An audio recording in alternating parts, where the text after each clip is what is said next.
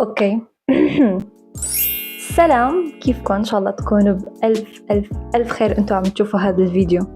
اليوم انا قررت اني ودي حالي في 60 داهية. قررت اني اخطي خطوة.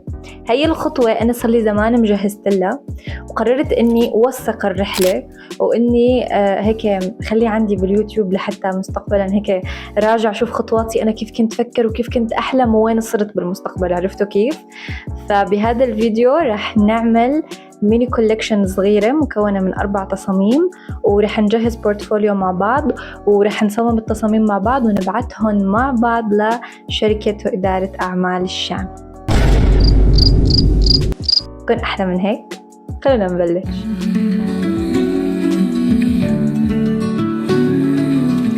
أول شغلة أنا عملت السكتشز هون، أوكي، لأنه لقيت صممت قبل ما أصور هذا الفيديو، فعلي إني أشرح لكم فكرة التصاميم ونبلش نصمم، يعني إنه نعمل هون ونختار الأقمشة مع بعض. بس حورجيكم مبدئيا الأفكار اللي رح نشتغل عليها بهذا الفيديو، ورح أشرح لكم كيف استوحيت الفكرة وهيك يعني. أوكي، مبدئيا أنا لما بلشت بتصميم الكولكشن رسمت ال4 أفكار على ورقة، وطبعا عدلت عليهم كلياتهم، بس هي الفكرة الأولية. عنا هون رمز يين ويانغ اللي هو رمزية الحياة. أنا هون مقصدي بهي الفيست نقشة دمشقية، بس أنا ما غيرت هي النقشة، غيرتها كليا وما عملت نقشة دمشقية أصلا، عملت نقشة أحلى بكتير. وهذا عدلت عليه وضفت له من هون تفصيلة كتير حلوة هلأ بتشوفوها. وهذا تركته مثل ما هو لأنه كل الديتيل من ورا اللي هي بيكون فيه تانية، وبيبين رمز البستوني اللي هو بلعبة الترنيب. هذا التصميم الأول.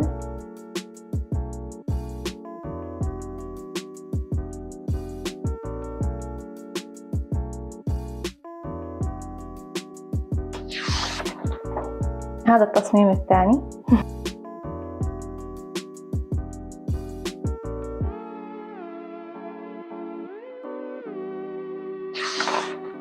وهذا التصميم الثالث.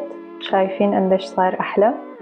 لأنه غيرت الخامة، ضفت تفاصيل، طبعا كله عندي مدروس، وهلأ بشرح لكم عن الأفكار واحدة واحدة. وهذا التصميم الأخير لسه بس ضايل علي إني أرسم الظهر، بس هو هيك شكله من قدام.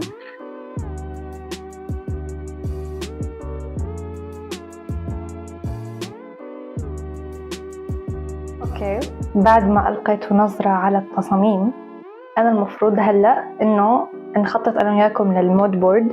شوفوا، بالبداية كان في مود بورد، أنا ورجيتكم الصفحة الأولى كانت الفكرة الأساسية دغري على ورقة، بس لسه ما كنت محضرة نوع الأقمشة، ما كنت محضرة التعديلات اللي ضفتها بعدين على التصميم. فهلأ أنا وياكم حنعمل المود بورد لحتى أنتوا تفهموا كيف أنا بعمل المود بورد، وكيف منطلع الفكرة ومنسقها، وكيف بنشتغل حتى على ال AI ومنطلع التصميم مثل ما نحن بدنا بدون ما يخربط لنا شغلنا. بس قبل كل شيء أنا المفروض إني غيرت ثيابي، وبنرجع بنحكي أنا وياكم وبنركلج الأمور مع بعض، تكون حياتنا كتير حلوة. أوكي ليتس جو. هلأ رح أحكي عن المود بورد. أول شغلة لحتى تعرفوا تعملوا مود بورد أنتوا بحاجة تفهموا نوع الفكرة اللي أنتوا عم تشتغلوا على أساسها. أنا استخدمت 4 عناصر أساسية اللي هن رمزية الحياة يين يانغ الرمز، وقص البستوني، والنقشة اللي أنا قررت إني أعملها نقشة الموسيقى اللي أنا كنت بدي أعملها نقشة دمشقي، التراث الدمشقي، ونقشة الكوفية العربية الشامية الفلسطينية. فحطيت هدول 4 عناصر قدامي وبلشت أشتغل على أساسهم، وأنا من خلال التصميم طلع معي كثير تعديلات، وكل تعديل كان نضيفه على المود بورد. فكل اللي انتم بتحتاجوا انكم تكتبوا العناصر الاساسيه اللي بدكم تطلعوا من خلال هالكولكشن، وبعدين تجيبوا الالوان المناسبه اللي انتم رح تستخدموها، شو حاطين ببالكم فكره. يعني هو فينا نقول مثل لوحه الالهام اللي انتم رح تعملوا من خلال هالكولكشن. مني وعلي انا ما بعمل مود بورد كل كولكشن بعملها، انا بحط الفكره الاساسيه عندي على الورقه وبشتغل على اساسها، وبعدين بعدل وبضيف لانه بشتغل بالاي اي. هلا بننتقل شيء تاني، واللي هو كيف أنا بحول التصميم بالاي اي بدون ما يعدل عليه. شفت إنه أنتوا كتير بتعانوا مع مشكلة إنه الاي اي بضيف تعديلات، بيغير ألوان، بيغير أشكال، يمكن لأنه أنتوا ما عم تعرفوا تتعاملوا مع الاي اي صح. اللي أنا بدي أقول لك إياه إنه ال AI في تكنيك معين أنت بتقدري تتواصلي معه وهو يفهم عليكي. التكنيك هاد إنك أنت لازم تستخدمي صيغة الأمر كذا كذا بالتوضيح، لازم تقتصري عدد كلمات وتوضحي، يعني تختاري مفردات بتوضح. أنا كأمر لأنه ال AI بغير الملامح شو بعمل؟ بجيب صورة المشهور نفسه وبقول له لل AI إنه استخدم هذه الصورة كمرجع للطلب الذي سأطلبه منك. بوينت، بحط نقطة. برجع بقول له باستخدام الصورة المرفقة لهذا الفنان مثلا أو لهذا الشاب أريد منك أن تقوم بتعديل الملابس، أو مثلا خذ صورة أخرى لهذا الشاب وهو يرتدي هذه الملابس المرفقة بالصورة الأخرى، كن رافقت له صورة الملابس. فهمتوا كيف؟ انتوا بس بدكم توضحوا له وهو ما رح يغير ولا رح يضيف شيء من عنده. ولو انتوا كنتوا خايفين انه يضيف، اكتبوا له بدون اي تغييرات اضافيه من عندك، هو رح يتعامل على هذا الاساس. وبس والله هي اعطتكم الزبده. فيكم تروحوا هلا تولدوا صور وتولدوا تصاميم على كيفكم وتشتغلوا، وحتى تستعيروا مني القليل من الشطاره اللي انا بستخدمها. عادي ما بأثر، نحن كلاتنا بنفس الطريق بنفس المهنه ماشيين على نفس السلم، وما في مشكله عندي لو ساعدت غيري وطلعنا مع بعض وصلنا مع بعض.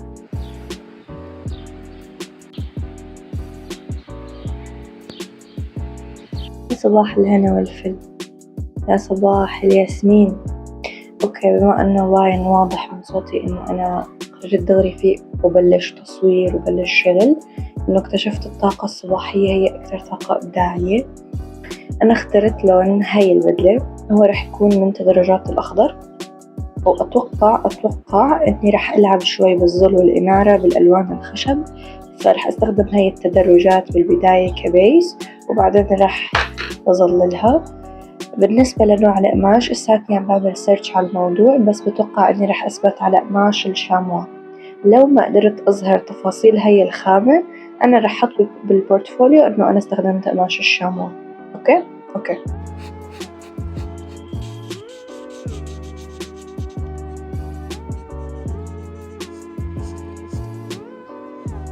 اوكي، شفتوا التصميم؟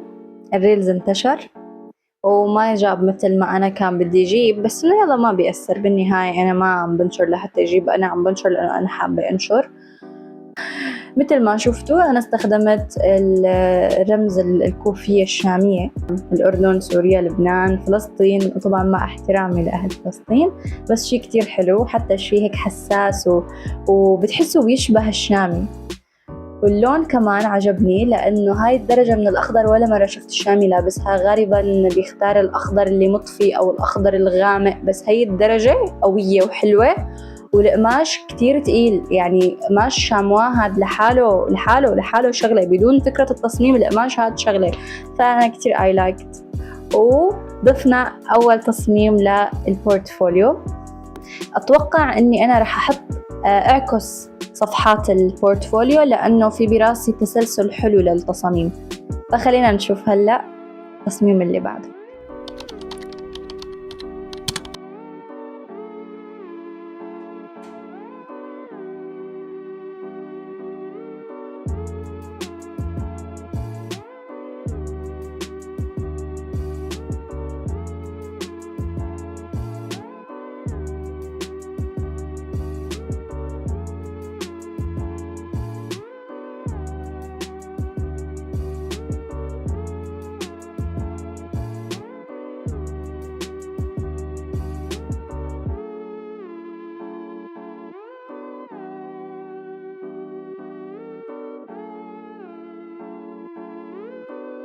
هلأ رح نعمل البورتفوليو بعد ما خلصنا التصاميم كلياتها. حتشوفوا هلأ نهاية التصاميم كلها بالبورتفوليو، ححط لكم إياه بس لحتى أنتوا تستفادوا من هذا الفيديو تطلعوا فيه بمعلومات. أنا استخدمت تطبيق كانفا، هذا هو تطبيق كانفا. التطبيق كتير حلو، كتير رح يساعدكم، فيه كتير خيارات وفيه كتير أشياء مجانية لو أنتوا ما بدكم تدفعوا له.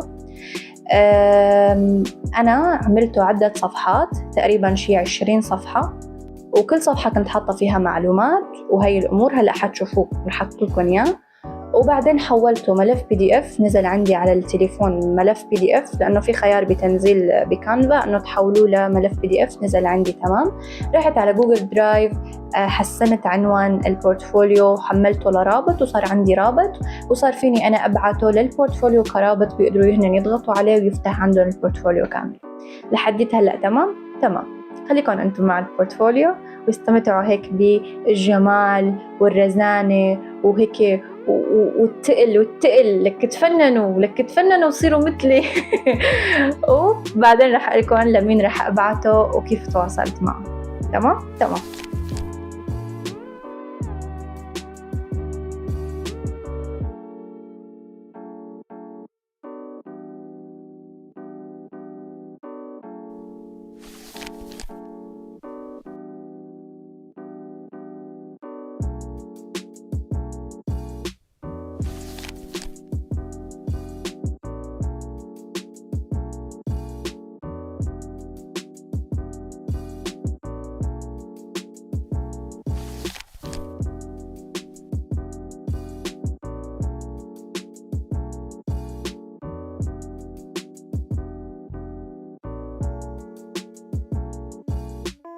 شفتوا الفن، شفتوا الإبداع، شفتوا الشطارة.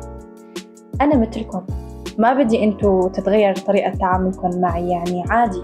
والله العظيم ماني ذكاء اصطناعي، أنا ذكاء بشري، أنا قمر.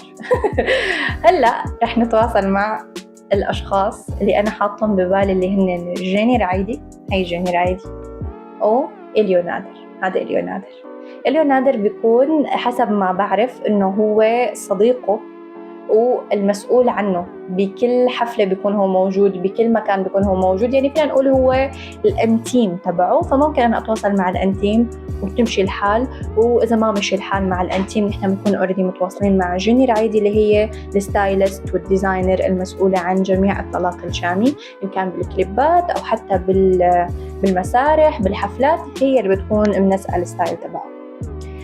فبعثت لهم مسج كل واحد فيهم مختلفة. لجيني بعثت لها على الانستغرام وكمان على الإيميل، قلت لها إنه أنا أمر رسامة أزياء، وهي هي الرسالة، ما حقلكم أنا شو قلت لها، فيكم تشوفوها. أما بالنسبة لإليو نادر فأنا بعثت له إني أنا سبق وتواصلت مع جيني رعيدي، في حال هو قال لي ليش ما تواصلتي معه، قال له إنه تواصلت معه، وأنا حبيت إنك أنت كمان تلقي نظرة على البورتفوليو هذا وتعطيني رأيكم فيه، وأنا رح أكون كتير سعيدة لو أنتوا ألقيتوا نظرة عليه. وتواصلت كمان مع إليو على الإيميل وعلى الإنستغرام، وإن شاء الله يجيني الرد. لو إجاني الرد رح أعمل فيديو تاني. رح تكون سلسلة لو إجاني الرد. صراحة ما بعرف، أنا بالنسبة إلي عملت اللي علي، ماني ناطرة نتيجة، ماني ناطرة رد. أنا عن جد كتير مطمئنة وكتير سعيدة لأنه عملت اللي علي. أنا أخذت بالأسباب، صممت، اشتغلت، اجتهدت فترة، وخلص الرد بيجي بعدين. ممكن يجي مع الأيام، ممكن يجي بعد سنة، ممكن يجي بعد 3 سنين، ما بعرف. ماني ناطرة رد، أنا بس عملت اللي أنا بحبه، وروح أعمل كتير بورتفوليو لكتير ناس أنا بحبها، مو لحتى أوصل لغاية معينة، لا، لأنه أنا بحب أعمل. بس هيك نكون وصلنا لنهاية الفيديو. بتمنى أكون قدرت إني ساعدتكم بشي شغلة أو اقترحت عليكم أفكار. وأي بنت متمكنة بتصميم الأزياء بحب أقولك الحقي إحساسك واعملي اللي أنتي بتحبيه وما تنطري النتيجة. أنتي اعملي اللي أنتي بتحبيه، النتيجة رح تيجي مع مرور الوقت. بحبكم كتير، بس سلام.